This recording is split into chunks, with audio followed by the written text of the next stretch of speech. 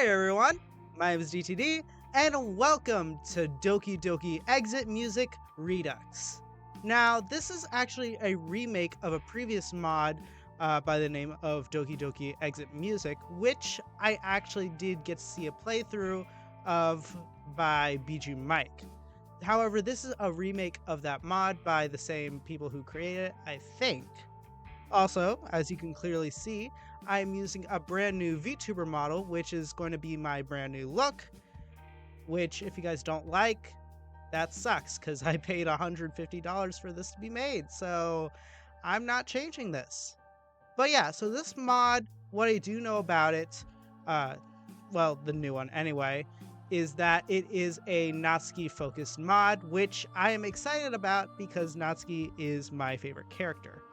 But anyway, if you guys are ready, let's just dive right on in. Enter your name. Easy. DTD. Okay. Act 1. Airbag. Monday, 25th of September, 2017. It's the day of the festival. Of all days, I expected this one to be the one where I'd be walking to school with Sayori. But Sayori isn't answering her phone. Should I go and wake her up? It's not a big deal to at least wait for her or help her get up. Even the simplest gesture of walking her to school makes her really happy.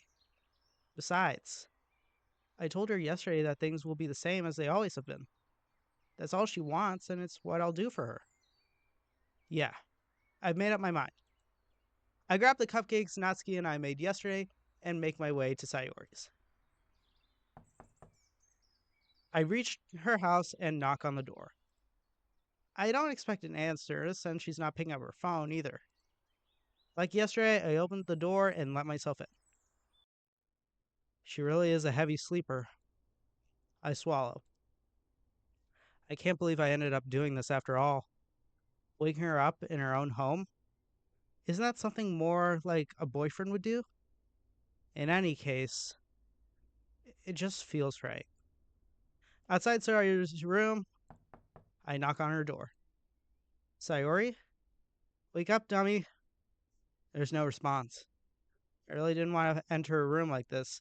Now, obviously, if it's going to show that scene, you know I'm going to censor it. I doubt it is because I'm pretty sure Sayori doesn't die in this mod. But still, can't be too careful. Isn't it kind of a breach of privacy? But she really leaves me with no choice. I gently open the door.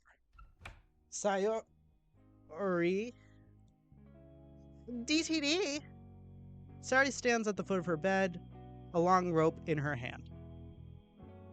It's tied into, well, you know what. In the shock of the moment, I release my grip on the cupcakes. The tray clatters to the floor.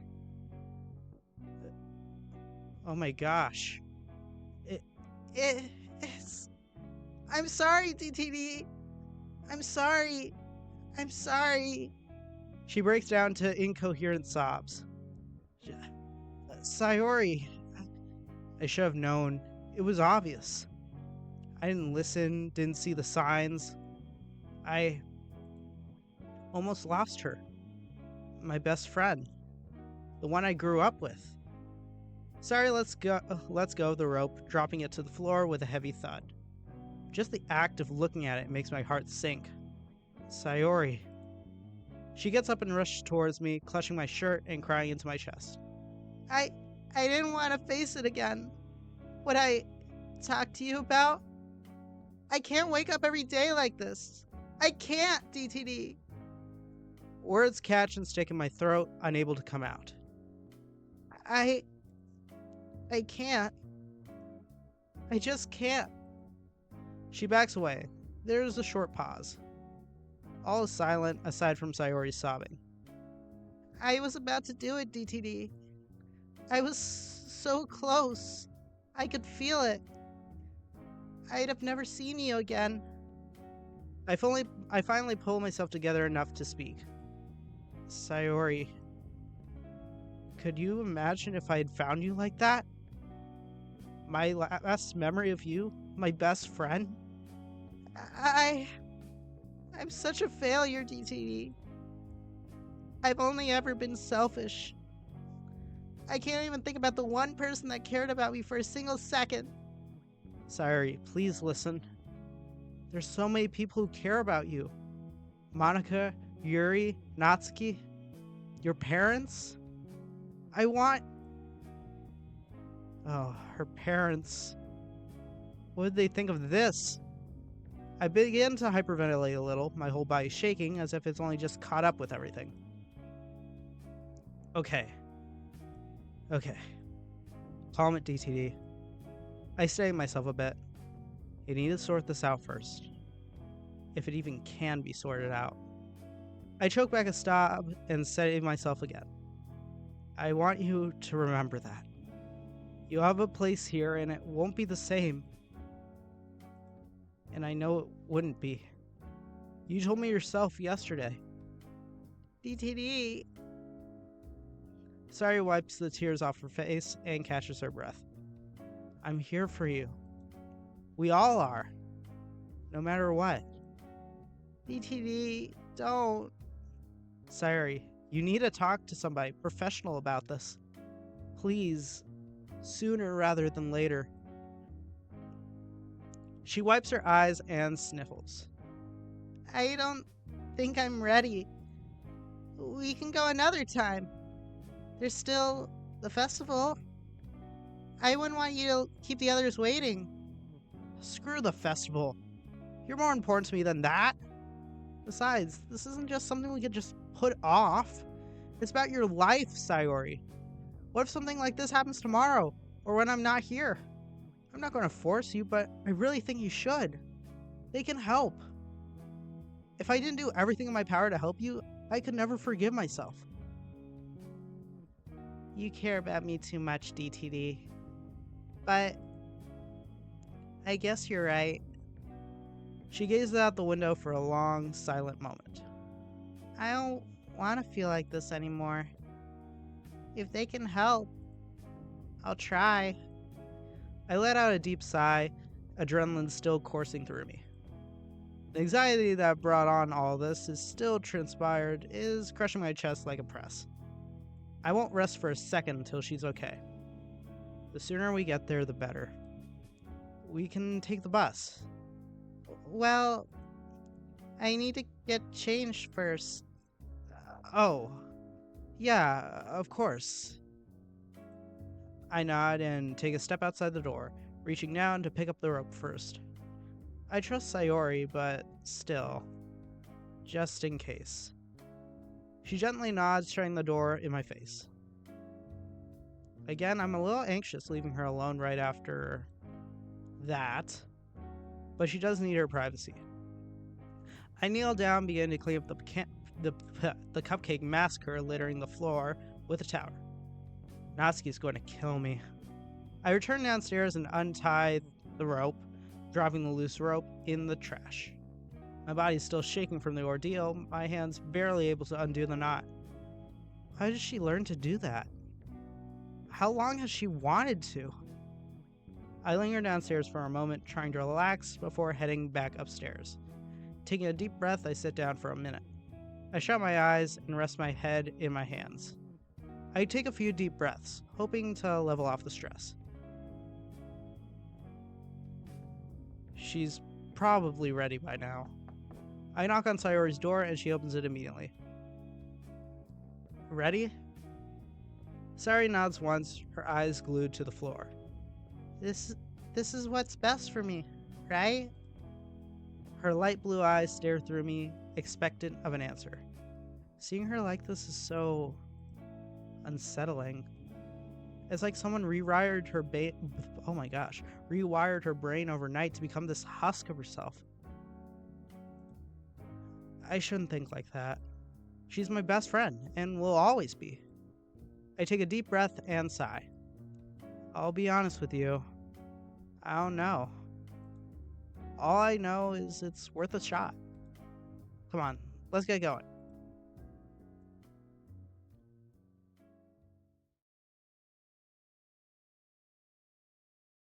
Black screen. I take a seat in an empty but brightly lit waiting room. My anxiety consumes me as I wait for Sayori to walk out of the doctor's office. I have to lock my hands in place in order to stop them from showing my increasing worry. I subconsciously resort to tapping my foot on the floor and looking elsewhere. It's the only thing I'm going to be able to do for quite a while. Suddenly, my pocket rumbles as my phone springs to life. I quickly pull it out and notice a text from Monica. Then it hits me. Today was the day of the festival. Dang it. I should have told her that I couldn't make it. Hey, DTD, where are you? I have to reply. Sorry, got caught up. I don't think I'll be able to make it to the festival.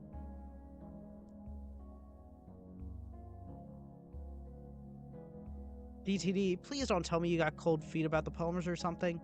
It's an emergency. Oh no, what's going on? I don't know if I can tell you right now. That's okay. Just please see if you can make it, or let me know if you can't. And if you know where Sayori or Natsuki are, can you tell them too? Okay, I will. I peer through the small, fluted glass window on the door. I can see what appears to be Sayori breaking down her chair, her arms folded on the doctor's desk, her head rested upon them. I'm stricken with guilt, as it was my own negligence that led her to do this. Behind me, the door that leads from the entrance to my waiting room swings open, and a couple of nurses walk by. But my phone buzzes again in my hand, and I turn my attention back to it. It's just me and Yuri here. She's really nervous about performing as it is. I'm trying to pep her, but without you guys, I don't think she'll do it. I know. I'm sorry. It's a personal issue. Can't promise anything, but I'll try to get there before it's over, okay? Okay, thanks. A couple more minutes of idle waiting passes by before I get another message from her. Never mind. Everyone's already here and they're waiting. Probably gonna have to cancel the performance. I return the phone to my pocket, running my hands through my hair. Why now? I feel terrible for Sayori, the fact that she's in such pain right now, and how oblivious I was to all of it. But on the other hand, I also feel like I put Monica and Yuri on the spot in front of all of our classmates. There's no winning, is there? Monica and Yuri. Where's Natsuki? I take a deep breath. Okay, DTD, one problem at a time. Natsuki is probably fine. Focus on Sayori right now. She needs you. I feel my knees bouncing uncontrollably. My hands shake, my arms tense to the point of physical pain. I try to take deep breaths. In, out. Calm down. I'm snapped out of it by another text. Are you sure you don't know where Sayori and Natsuki are? I'm almost tempted to leave the message alone, but I give in. I already said I don't know. I don't like lying to people, but at this point, I can't tell her about Sayori. It seemed like I'm throwing her under the bus anyway. And I don't have a single clue where Natsuki is. It's just a white lie, for their sake. I texted them, but I got nothing back. Well, it doesn't really matter now anyway. We had to cancel our performance. People are complaining about the cupcakes not being here. Yuri's gone for some fresh air. Crap. I'm really sorry, Monica. It's fine. I sigh. Now I've disappointed Monica because I couldn't bring myself to tell her what happened. I need to get my mind off of this. I could try and help her, for one, by getting a hold of Natsuki. I type out a message hoping to get some answers. Hey Natsuki, you okay? Monica said you were a no-show at the festival. A couple of minutes pass with no response. The message doesn't even mark as read. I go to the office door swings open and Sayori emerges. Sayori quietly walks over, tears streaming down her cheeks. I quickly stand up, putting my phone away. Before I have time to say anything, she locks me in a tight embrace and sobs into my chest, startling me slightly. Hey, It's okay. I... I... She can barely get a sentence out. Don't worry. Take your time. I'm not going anywhere. I don't deserve this. Sayori. It's true. I really messed everything up. You don't get to spend time and have fun with any of the other club members. Monika's probably upset about us not showing up for the festival. Poor Yuri's gonna be so embarrassed. It's all my fault. My mind wanders back to Monika's texts. Not telling her the whole story seems to have been a good call, for what that's worth. I need to find a way to fix this. Sayori, look at me. She backs out of the hug and opens her eyes, staring into mine once again. Look, Sayori, I really care about you, and so do the others at the club. They would understand why we weren't at the club today. Besides, that isn't anything to worry about right now. If anything, you should tell them the truth about your depression. I know for a fact that they'd be supportive. They're your friends. I don't know. I just don't want to make a big deal out of it, especially... Sayori, I don't think you understand how big of a deal this really is. You nearly... My voice cracks. I compose myself. You nearly died.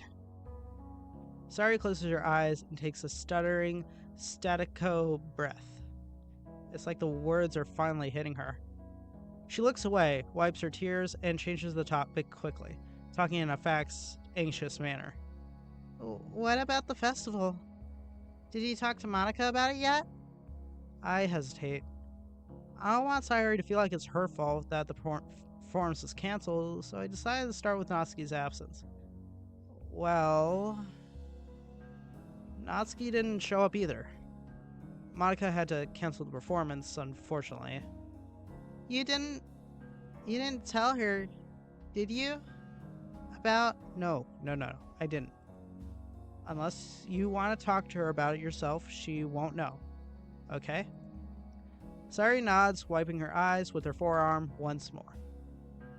I think I'll tell her. So she knows why her plans for the festival were ruined. I can tell what she's going to say. Hey, it wasn't your fault, Sayori. None of this is. Sayori grabs my hand tightly, crushing it in a vice-like grip. You can talk to her if you really want to. Heck, she'd probably be able to give you better advice than me. Maybe. Did you tell my parents? I sigh. I did, yeah. I'm really sorry. I just thought that they should know. She lays her head on my shoulder. Thank you. I was too scared to tell them myself. She leans in closer to me, her soft breath sweeping across my chest. I said breath, not the other thing. She closes her eyes and lets out a pained sigh. I love you, DTD. I try to think of some sort of response, but I'm not sure it's the best idea, especially considering all she's been through today already. Instead, I hold her in a tight hug, being the only solace I can provide right now. I'm just glad she's here, that she's alive and breathing, that I still have a best friend. After a small bit, she steps back, sniffles, and wipes her eyes. We should be getting going. There's no point going to school now, I suppose, so... Actually, DTD, they're keeping me here for a while. I think I could help, like you said. They're keeping her on, that watch. I take a deep breath.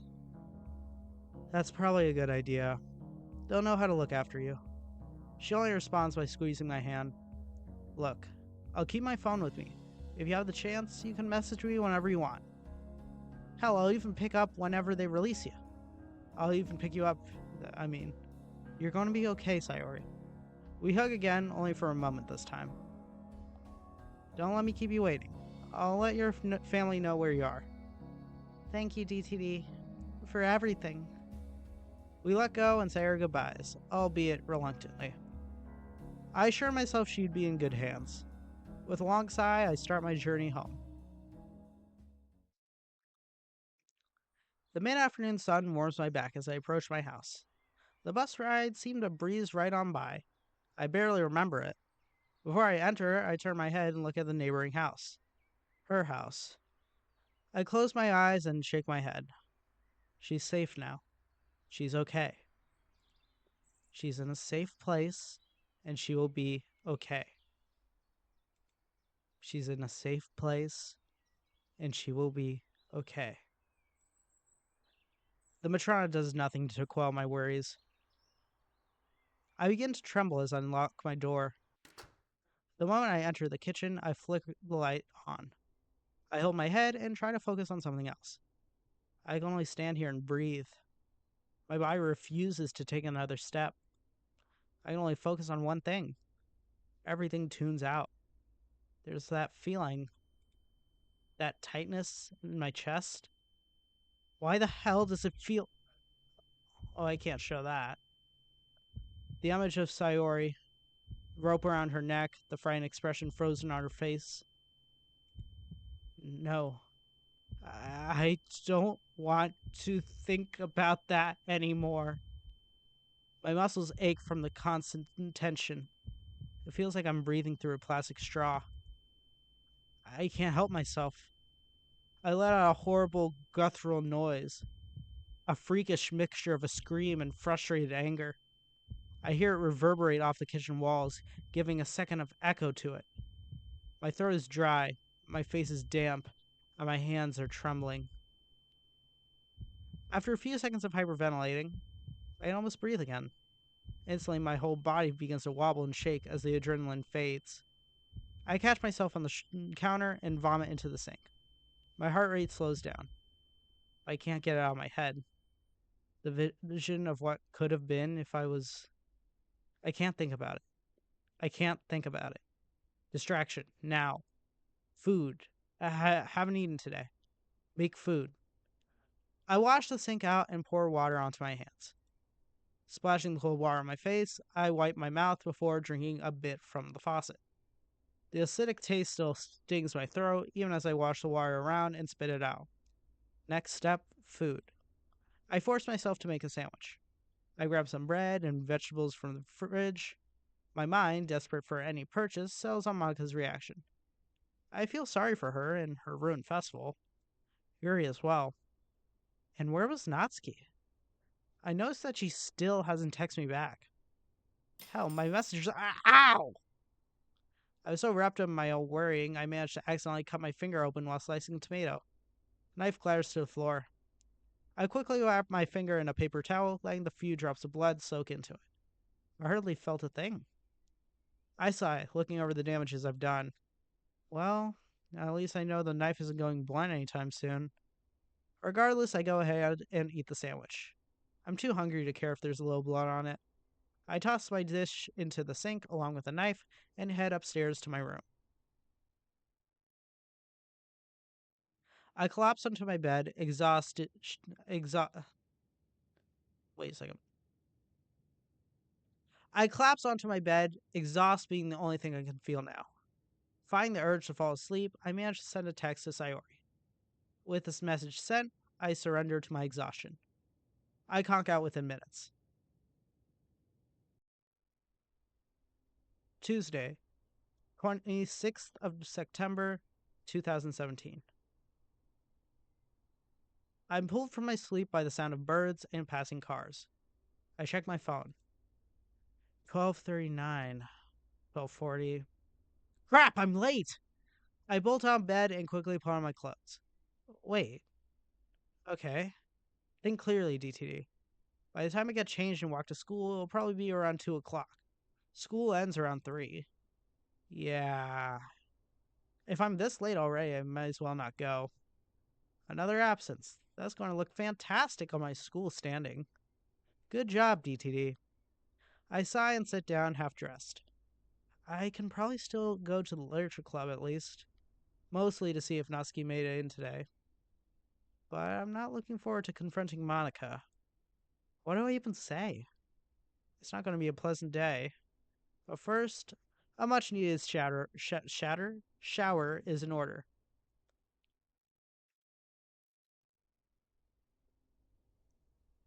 I step out of the bathroom feeling fresh and clean.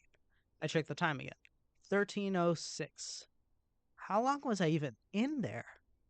At least I feel less tense now. It just occurred to me. Neither Natsuki nor Sayori have responded to me. I haven't heard a peep from either of them.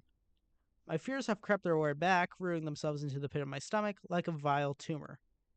I figured they might have taken Sayori's phone or she turned it off. That's not a huge deal right now.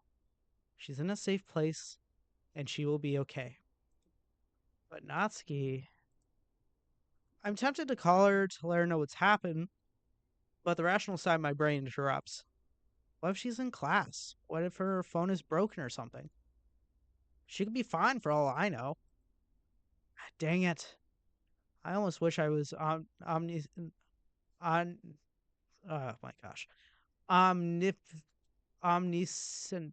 Oh my gosh. I'm not going to say that. So I won't have this painful, crushing worrying. I hold my breath and check the time. Club should have started by now. I follow the path along the courtyard. At least Sayori isn't here to scold me for missing class. Who am I kidding? Right now I take any amount of teasing to see her. I force those thoughts towards the club. Reaching the door, I let myself in and begin to navigate the hallways. After a short walk, I stop outside the door. I can see Monica and Yuri inside. No Natsuki.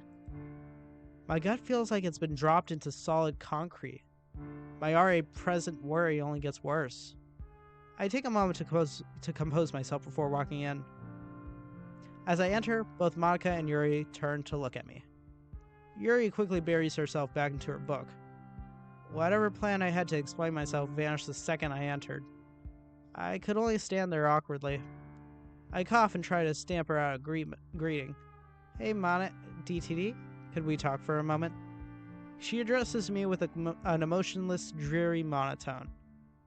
I mean, yeah, I suppose. You want to chat in the hall, or... Somehow the prospect of being in a hallway where others could hear is not ideal. But now I have to explain in front of both Monica and Yuri. Great. Here is fine. Alright. Monica leans against the teacher's desk, her expression blank, yet somehow piercing my soul. This is going to suck. I take a breath. I'll be straight. Something happened with Sayori. I don't think I can tell you. That'll be up to her. But believe me, we didn't want to miss the festival. It was important to us. We wouldn't have skipped unless it was important. So for what it's worth, I'm really sorry that we didn't make it. Well, that was surprisingly natural and, more importantly, honest. Still, I can't help but worry about her response. As soon as I finish, Maka's face softens, her brow furrowing with concern. Is she okay? She's safe. I see. Her eyes shift away for a moment, staring into space. Yuri hides her face within her book, seemingly tuning out the conversation. She seems upset, and honestly I don't blame her. Monica takes a deep breath. Okay. Needless to say, I owe you an apology. I was in a panic and everyone was staring at us. I was stressed out and didn't want us to look bad, and... She swallows and shakes her head a bit. But if Sayori is safe, that's all that matters to me. I'm sorry, DTD. An awkward silence ensues. I have a feeling that the festival failure hits her harder than she's letting on. While it was necessary, I still feel awful for contributing to its failure. It's alright. I'm sorry too. Monica nods before rubbing her upper arm a bit. Hey, are you okay? I pause. Throughout the last day and a half, I haven't had time to reflect on my mental state. Well, beyond the lenses of anxiety and stress anyway. No one's really asked me, so I've pushed that task aside for more important things. Not really, but it's nothing to worry about. She nods. If you insist. Yuri peers up from her book inquisitively. What about Natsuki? The crushing worry returns as I focus on Natsuki's absence. I can feel a wave of mild nausea flooding over me. Something feels wrong. Really wrong. Where is she? It's not like her to skip like this. And to not be at the festival either? What if something happened? Yeah. That was my next question. I haven't heard from her. Like, at all. She wasn't with you? No, she went home on Sunday after we baked the cupcakes. I haven't heard from her. Oh, sorry.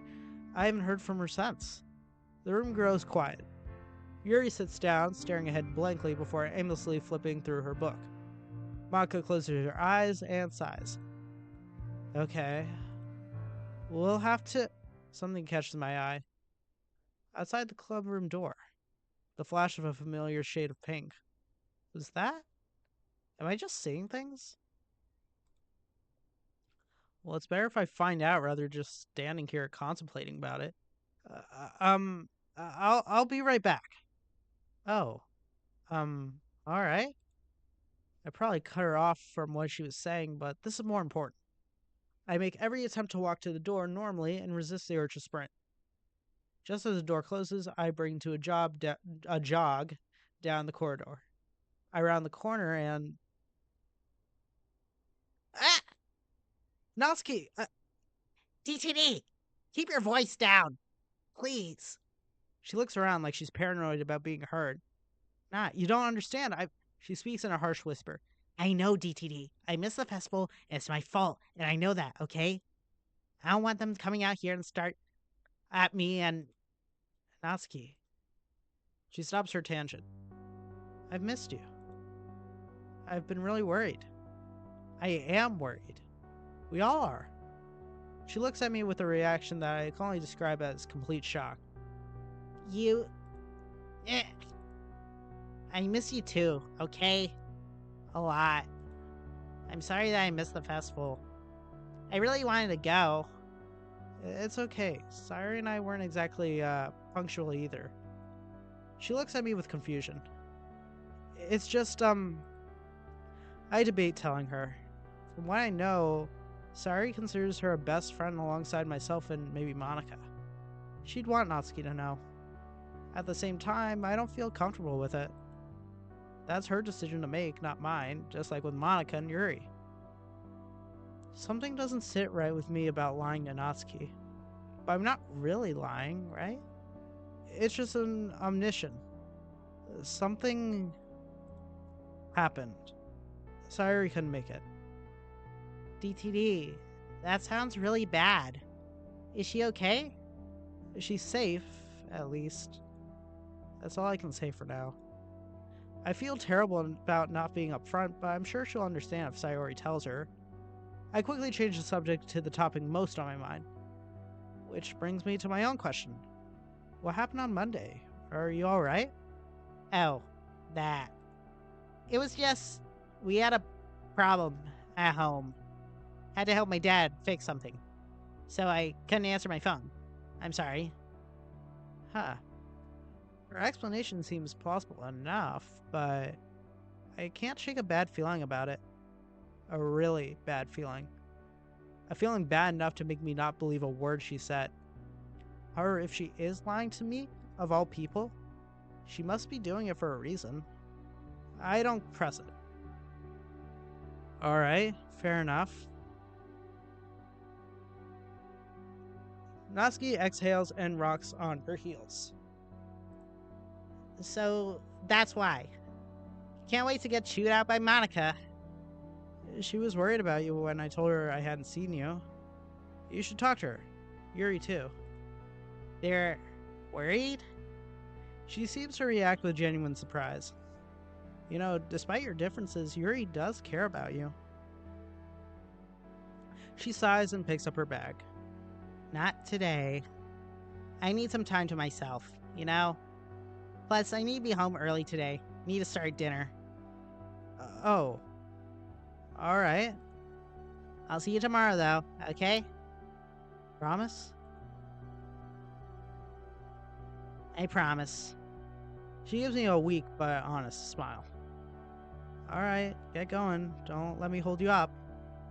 She waves and walks down the hallway. I start to head back to the club room. Before I round the corner, I look back. I see her at the stairwell, glancing back at me. I hold up my hand. She does the same before heading down the stairs. I sigh and head back to the club. As disappointed as I am that I didn't spend more time with her, she's safe. She's alive. Why is that the first thing I think when I see her again? I really need to calm myself down somehow. Well, at least there you are. Where were you? Oh, I was caught off guard from wallowing in my own thoughts. Bathroom. Okay. Well, I was just about to say that we never ended the club early. Sorry. I was just about to say that we have ended the club earlier today. Yuri's already headed home. I'll try and call Natsuki again when later this evening. That doesn't sound right. Just in case the others show up tomorrow, I'd like you two to write poems, if you can. Maybe I could help. Who knows? Yeah, sure. Yeah. Very reassuring. I grab my bag, wave to Monica, and start my way home. As I finish off the last scraps of my dinner, I feel my phone buzz from inside my pocket. Discarding the dirty plate in the dishwasher first, I pull it out and check the notification. A text from Sayori. Several of them, in fact. Oh, wow. Let's see. Let's start from the beginning. I wanted to let you know that I'm doing better. You were right. The people here are taking really good care of me. They've been giving me some meds. I was really scared at first, but I think they're going to help. I'm sorry for doubting you when you said this would be the best for me. By the way, they said I could probably come home on Thursday, so that's good. I'll call you tomorrow if I can, after school and club and stuff. Good night, TTD. Despite this good news, I feel the familiar cramping sting. She's being medicated now? I've heard stories online about taking stuff like that. What if she completely changes? What if it doesn't even work? What if she just attempts again?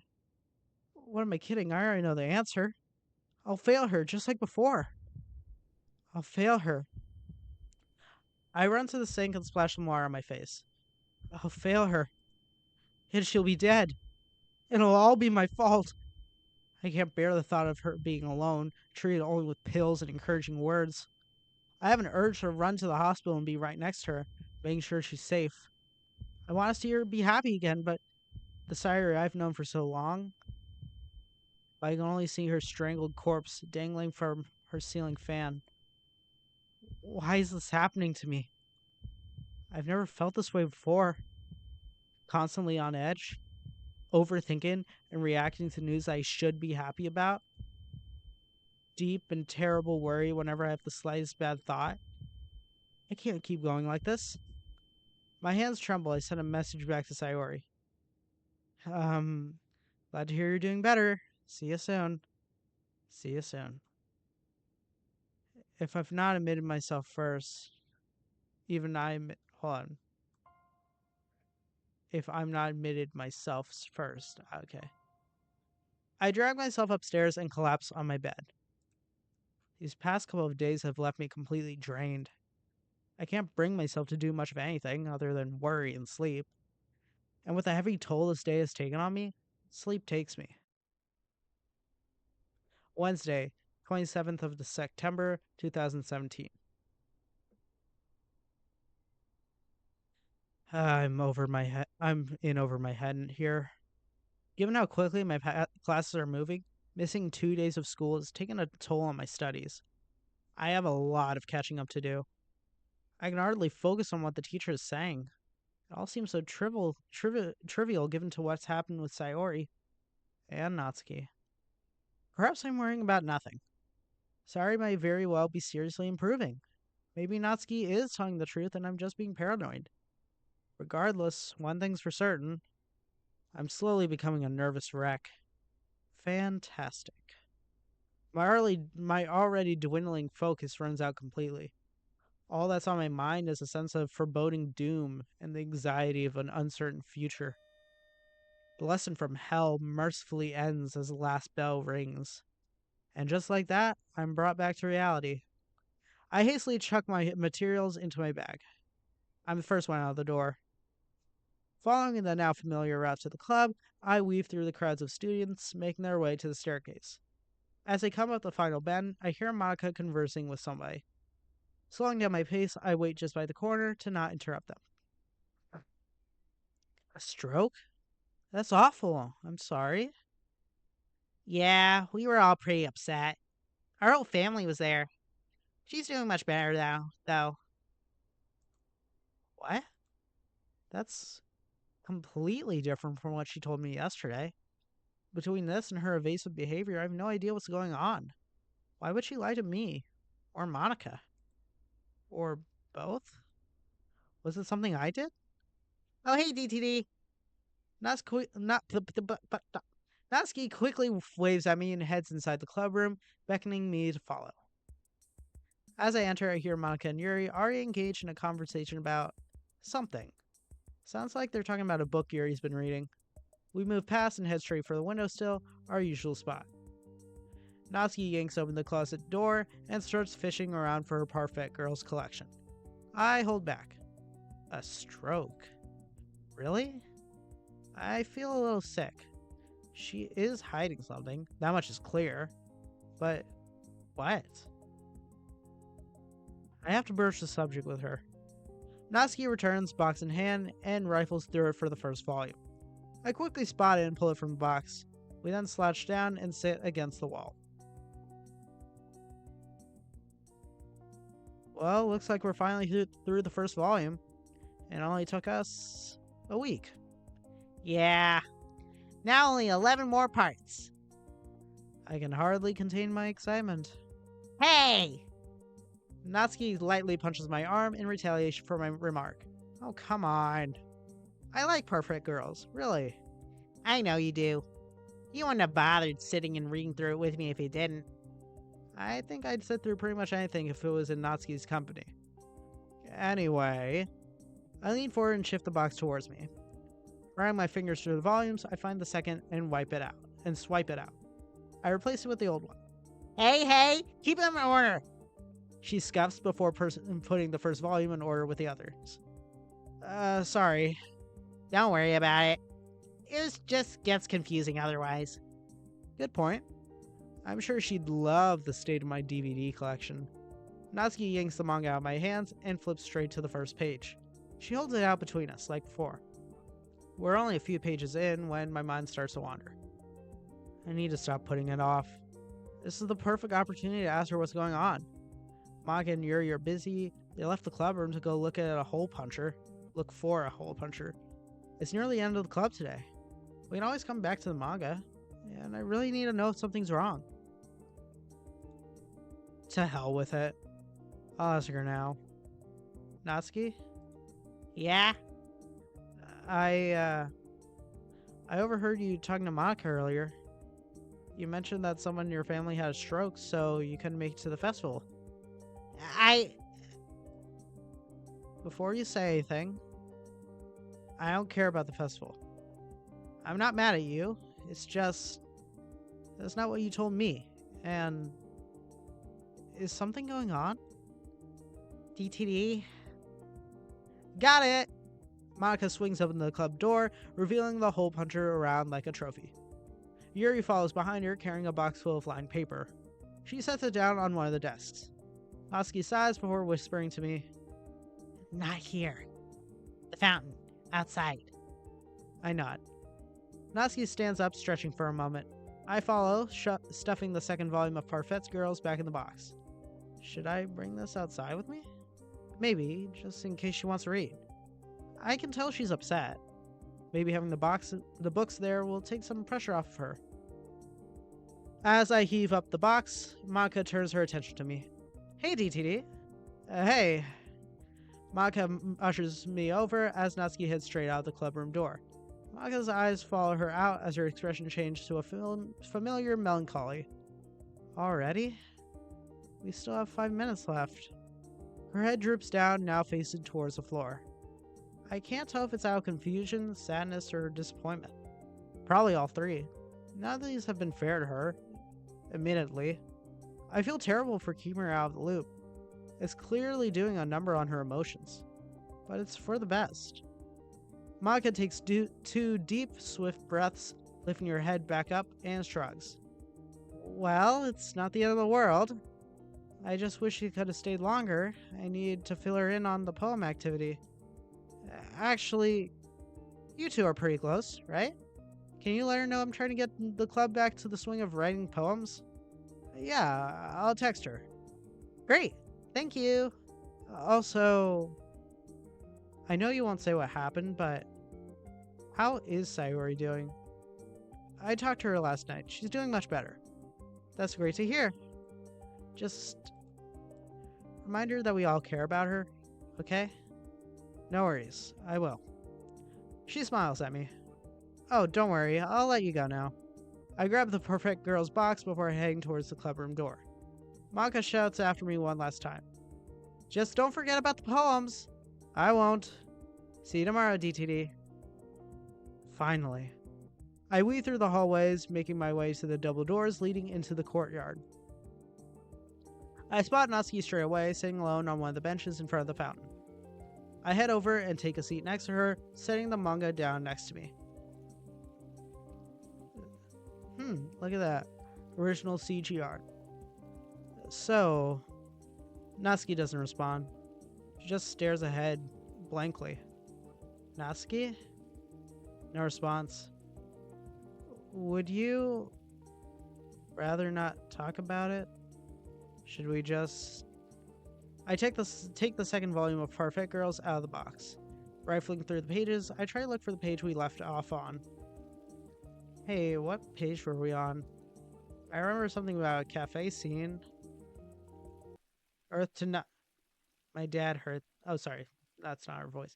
My dad hurts me. Almost every day. He has for a long time. As long as I can remember. I missed the festival because he had a bad morning and threw a bottle at me. He stopped me from leaving the house. Made me clean the basement when I cried. I wanted to go. I really did. It's funny, really. I did want to perform my poem after all. It probably would have been fun. But, yeah. Now you know.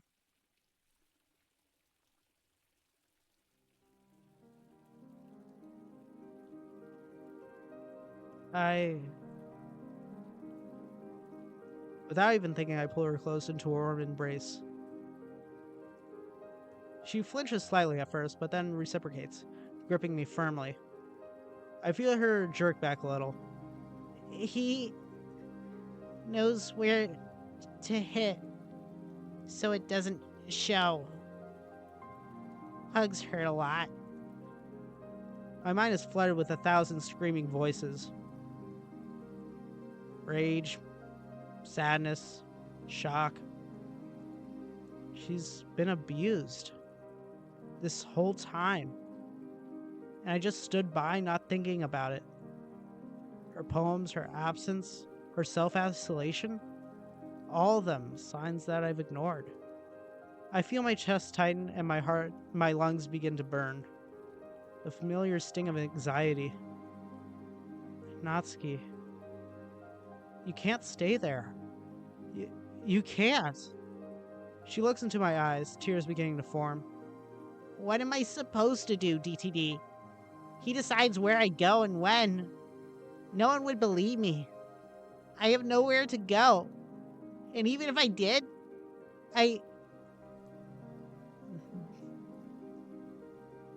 The Levy breaks? What the heck's that supposed to mean? She pulls herself into me, tears staining my shirt. Between sobs, she's barely able to choke out a sentence. DTD, I can't live like this anymore. I don't know what I can do. I have an extra room. You'd be safe. This probably wouldn't be a permanent solution, but it'll get you away for long enough for us to do something about it. To do something about him. You just need a way out. And you need it now. Natsuki wipes her tears from her eyes and shakes her head. You know I can't do that. I don't want to be a burden to you. Besides, he would never let me go, no matter what. He'll never let me go. I mean, I could get you out of there. Or at the very least, I could try. Give me, I don't know, a day? I'll come up with something. Some way. There has to be a way. DTD. I'm serious, Natsuki. She sits silent for a moment. Natsuki pulls away from me, wiping a tear from her cheek and sniffling. You can't get involved, DTD. I shouldn't have even. Please. We'll figure it out.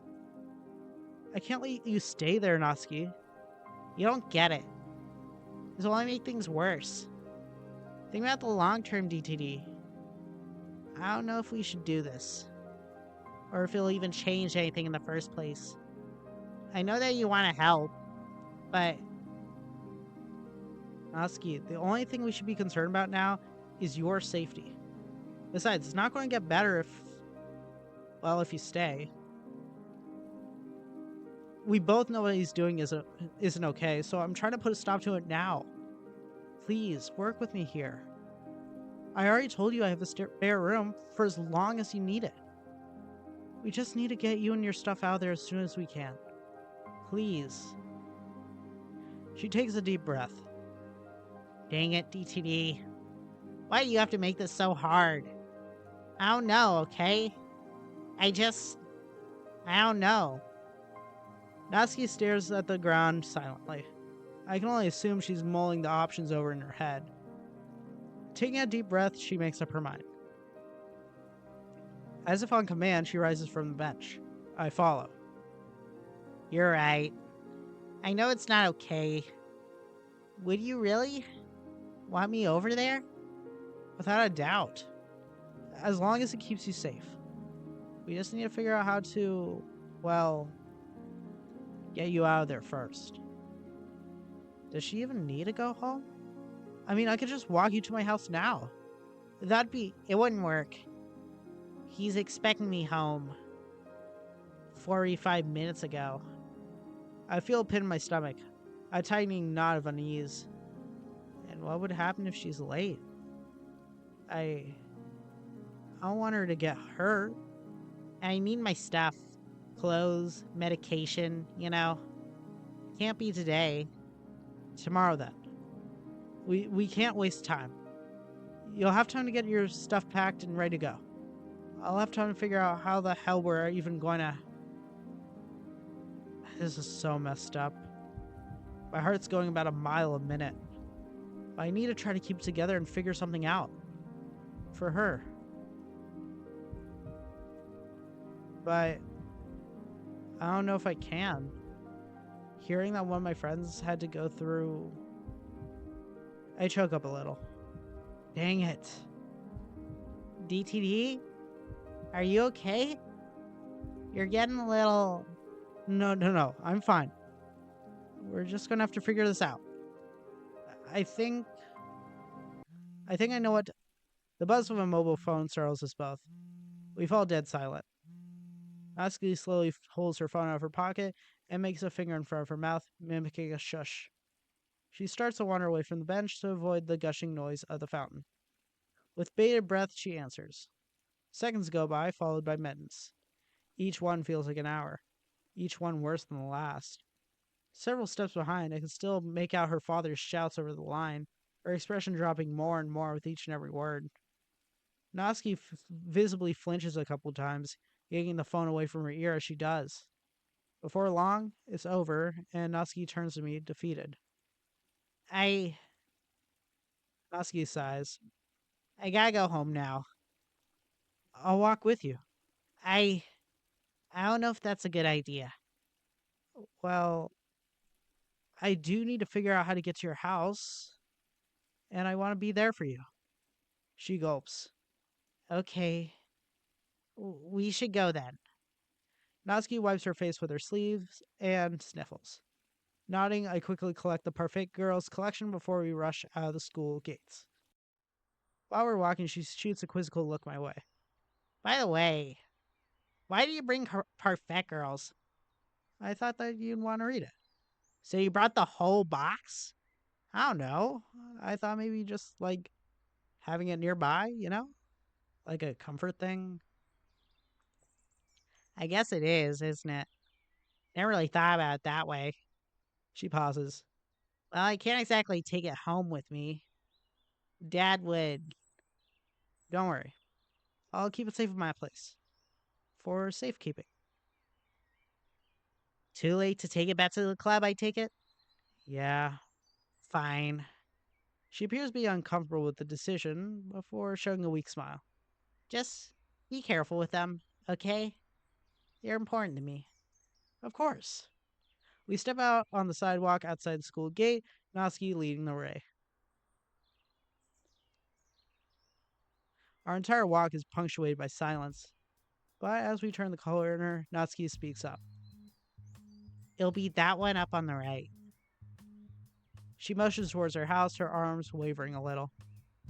We stop a few doors down. Not quite sure of what to say now, I set the manga down on the sidewalk for a moment. Natsuki stops before giving my hand a quick squeeze. I return the gesture, making sure to be careful. I don't want to hurt her. I'll see you tomorrow. At the club. And DTD? Thank you. She whispers, her voice shaking. That must have taken her a lot to say. It's okay. I try to reassure her, but I can't even reassure myself. She releases me from her grip. I think it's best that you hold back here. Uneasy, I nod and wait a few doors down. Natsuki continues onward, head down, clutching her backpack. As she approaches her house, her head cranes up. A gruff voice calls down her, telling her to get inside. A pang of dread shoots through my body as I quickly hide behind a nearby fence gate. I hope he didn't see me. Who knows what happened if he did? Peeking behind the fence, I get a quick look at Natsuki's father. A heavily built man in what looks like his late 40s. His posture, skin tone, and muscles suggest a life of manual labor. He's up on the balcony, taking a final drag from a lit cigarette. He carelessly flicks the he carelessly flicks the near finished butt over the edge of the balcony, landing somewhere on the street. The man then promptly turns around, yanking the door open. I hear a crash as he slams it behind him. Natsuki chances one final glance my way. I raise my hand in a goodbye wave. She raises hers, shouldering her bag in the process. However, she immediately jerks forward as the front door to her house opens, and she slowly steps inside. And just like that, Natsuki is gone. I feel awful, but there's no way around leaving her here just for the night. Regardless, what's done is done. I need to get home, if only to figure out my next move. Speaking of, I whip out my phone and snap a photo of Natsuki's place, so I have something concrete to form a plan with. With nothing else to do here, I pick up Parfait Girls, turn around, and begin the trek home.